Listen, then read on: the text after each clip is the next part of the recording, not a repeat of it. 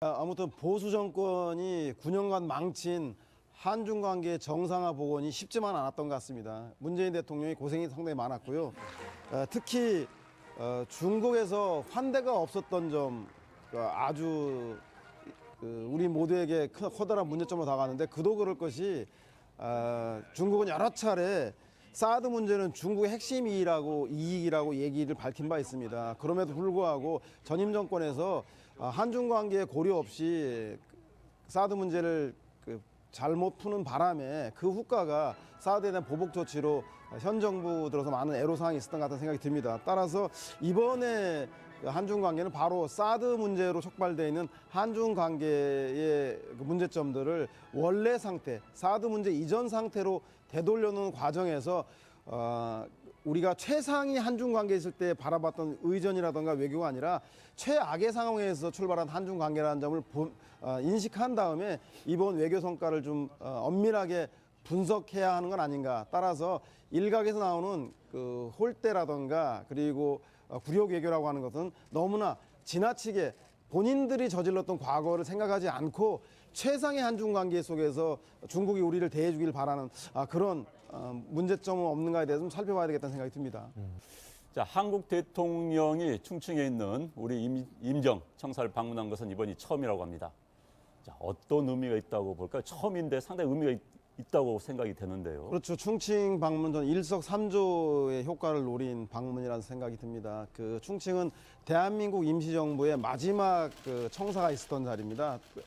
아마 그것을 방문함으로써 충칭에서 한국과 중국이 손잡고 항일 구국투쟁을 함께했다. 한국과 중국은 역사적인 동반자라고 하는 걸 강조했던 것 같고, 또 하나는 충칭의 서기가 중국 공산당의 차세대의 유망한 지도자입니다. 그리고 세 번째로 충칭은 시진핑 주석이 1대1로의 출발점으로 해서 문재인 대통령이 얘기하고 있는 그 신북방 정책, 남방 정책과 궤를 같이 하는 주요한 서부 지역의 산업 거점 지역이기도 합니다. 그렇기 때문에 한국이 현대 자동차를 비롯해서 많은 산업체가 나가 있는데 아마 이런 세 가지 목적들을 달성하기 위해서 충칭이라고 하는 도시를 마지막 방문 지역으로 삼은 게 아닌가 보입니다. 일단 청와대 출입 기자단뿐만 아니라 우리 정부 외교부에서도 공식 대변인 성명을 통해서 기자단 폭행에 대해서 대단히 유감이다.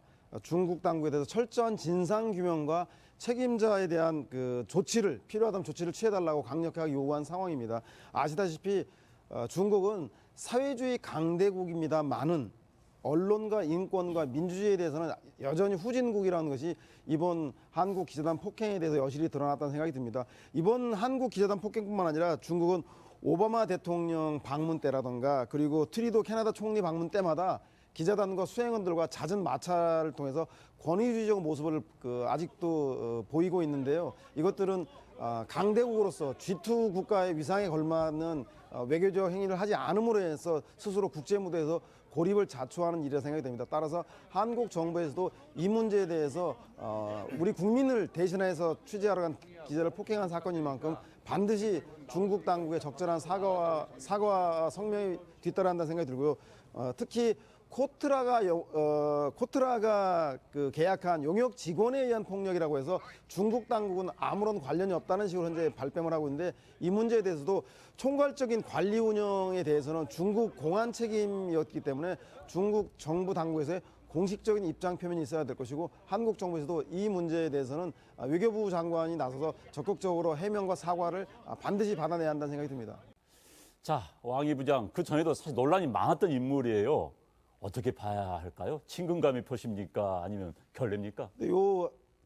문재인 대통령 방중 직전에 아마 송영길 의원이 시진핑 주석을 만난 적이 있는데 그때도 이렇게 어깨를 쓰다듬었다고 합니다. 그런데 중국 언론에서는 그 문제에 대해서 별로 문제를 삼지 않았었거든요. 이 얘기는 뭐냐면 양국의 좀 문화적 차이가 있다는 생각이 듭니다.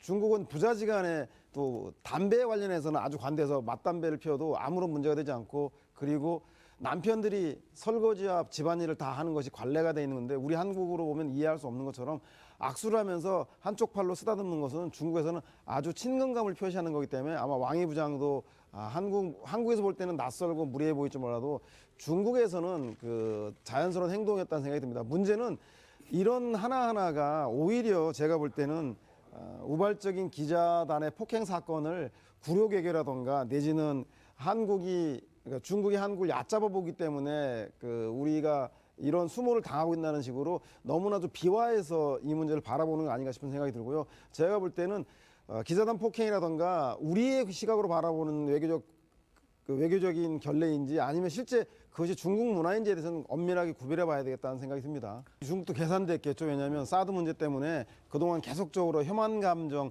반한 감정을 조장해서 시진핑 주석도 2기 공산당 체제를 안정화시키는데 국내 정치에 활용한 측면이 있는데 갑자기 한국 정상에게 환대를 하는 모습을 보이는 것은 국내 정치 면에서도 좋지 않았다는 생각이 들고요. 다만 클린턴이나 오바마 대통령이 허름한 식당에 가서 쌀국수를 먹으면 그게 쌀국수 외교가 되는데 왜 문재인 대통령이 중국 서민들이 이용하는 식당을 가면 그게 혼밥이 되는지에 대해서는 다시 한번 생각해 봐야 한다. 물론 가서 외교 정상들과 만찬을 하고 오찬을 하는 것도 중요하지만 또 한 측면에서는 그 나라의 국민들과 서민들이 자주 애용하는 식당에 감으로써 지금 현재 중국 내에 퍼져 있는 반한 감정을 누그러뜨리기 위해서 노력한 그런 점도 기획된 일정이라는 것은 이해 좀 해야 될 것 같다는 생각이 들고요. 리커창 총리의 오찬 불발은 한국에만 그런 게 아니라 트럼프 대통령이 갔을 때도 러시아, 캐나다 총리 갔을 때도 파나마 대통령이 갔을 때도 리커창 총리는 오찬과 만찬을 하지 않았습니다. 그리고 중국 도착하는 날 시진핑 주석은 베이징을 비웠다라고 하는데 당연한 것 같습니다. 왜냐하면 12월 14일 한중 정상회담이고 12월 13일은 우리나라 치면 5.18 민주화 운동처럼 그 나라에서는 난징 대학살 추모식이기 때문에 중국의 중요한 분들이 난징으로 갔기 때문에 자리를 비울 수밖에 없었던 거고 또 콩시유한 부장 조리가 공항 영접을 해서 원래는 차관급이 나와야 되는데 차관급이 아닌 사람이 나왔다고 하는데 현재 중국에서 차관급인 아시아 담당 부부장이 공석입니다. 그래서 지금 콩시유한 부장 조리가 대행을 하고 있기 때문에 사실상 차관급입니다. 그래서 알고 하나하나 따져보면 납득이 갈 만한 사안이 있음에도 불구하고 오히려 야당 측에서 이 문제에 대해서 지나치게 국내 정치를 위한 정치 공세의 수단으로 외교 문제를 사용하고 있지 않는지 특히 일본에게 가서 자기 나라 대통령에 대해서 험담을 들어오는 걸 보면 정말로 우리나라의 야당 대표라고 할 수 있는지에 대해서 좀 의아할 따름인 것 같습니다.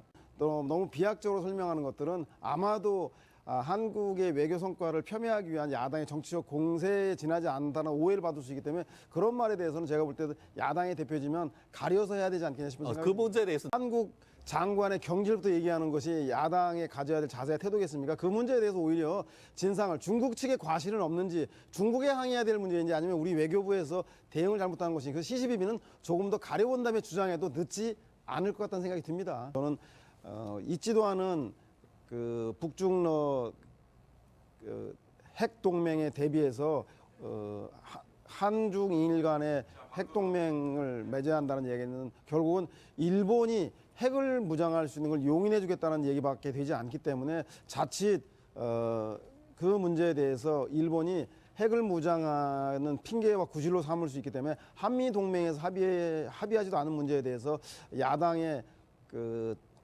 홍준표 대표가 너무나 이 문제에 대해서 독단적인 자신의 외교관을 드러내는 거 아닌가 그런 우려가 되는 대목입니다. 아마도 친박 청산의 단호한 의지를 당무 감사를 통해서 실현하겠다고 할 텐데 아마도 현역 의원이 많은 영남 쪽보다는 현역 의원이 없는 수도권 지역에 집중될 것 같다는 판단이 됩니다. 아마 수도권 지역의 친박계에 대해서 대대적인 소위 말해서 물갈이를 통해서 친원계라던가 비박계 인사들을 대거 전면에 포진하겠다고 하는 구도인 것 같은데 문제는 이 당하는 친박계에서 원외위원장 현재 국회의원이 아니기 때문에 뾰족하게 대항하고 저항할 수 있는 방안이 없다는 겁니다. 바로 지방선거를 앞두고 있기 때문에 더더욱 그런데 그렇기 때문에 제가 볼 때는 이 당무감사가 현재 당권을 잡고 있는 홍준표 대표 체제를 강화하는 방식으로 갈 수밖에 없다. 그리고 친박계는 이것에 대해 저항하겠으나 이것이 당내에 큰 문제를 일으킬 정도의 이슈를 만들어내는 데는 상당히 원외위원장들이다 보니 한계가 대단히 많지 않겠냐 그렇게 좀 전망이 됩니다.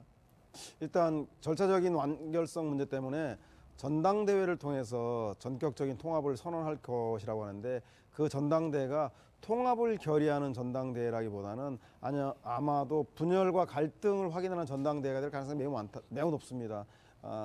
아시다시피 최고 지도부에서 정치적 결단을 할 경우는 정치적 민감한 부분에 대해서 그렇게 할 수밖에 없는 이유가 바로 전당대회를 열었을 경우에는 각양각색의 입장 차이가 너무나 크기 때문에 아마 호남 대 비호남, 안철수 대 비안철수 이런 그 세대결의 양상으로 될 경우에 자칫 잘못하면 폭력 사태로도 이어질 우려가 대단히 높다. 따라서 저는 전당대회 가기 전에 통합을 주장하는 안철수 대표 측과 그리고 통합에 반대하는 호남 측이 합의 이혼할 수 있는 현재 심리적 분당 상태에서 서로가 서로의 지분을 인정하는 속에서 결별의 수순을 어떻게 밟아 나가는 것이 타당한지에 대해서 아마 통합 전당대회 전에 밝히지 않는다라면 이 통합 전당대회가 자칫 아까 말씀드린 대로 서로에게 씻을 수 없는 상처를 주는 폭력적인 전당대회로 얼룩질 가능성도 매우 높다. 따라서 그 전에 정치적인 타결의 지도부들은 나서야 되지 않겠나 싶은 생각이 듭니다. 전 손학규 대표가 전격적으로 등판해서 이 통합 국면을 주도할 가능성이 매우 높다고 봅니다. 하지만 안철수 대표가 동의하지 않을 겁니다. 왜냐하면 손학규 대표는 중도 진영과 민주개혁 진영의 통합을 항상적으로 얘기했던 분이기 때문에 만약에 국민의당과 바른정당이 통합하더라도 그 궁극적 지향점은 민주당과의 통합을 염두에 둘 텐데 이것은 안철수 대표가 바라는 바가 아닙니다. 만약에 민주당과 통합하게 될 경우에 민주당에는 4세대 대선 주자인 안희정 지사를 비롯해서 많은 이재명 시장이라든가 주자군들이 많기 때문에 오히려 안철수 대표의 방향은 바른당과 국민의당이 통합한 다음에 향후에 선거연대로 자유한국당과 연대해서 문재인 독주를 견제하자라고 하는 방향을 가기가 되기 쉽기 때문에 손학규 전 대표와 안철수 대표의 가는 길이 다르기 때문에 제가 볼 때는 두 분 다 동상이몽이 되지 않겠나 그런 생각이 듭니다.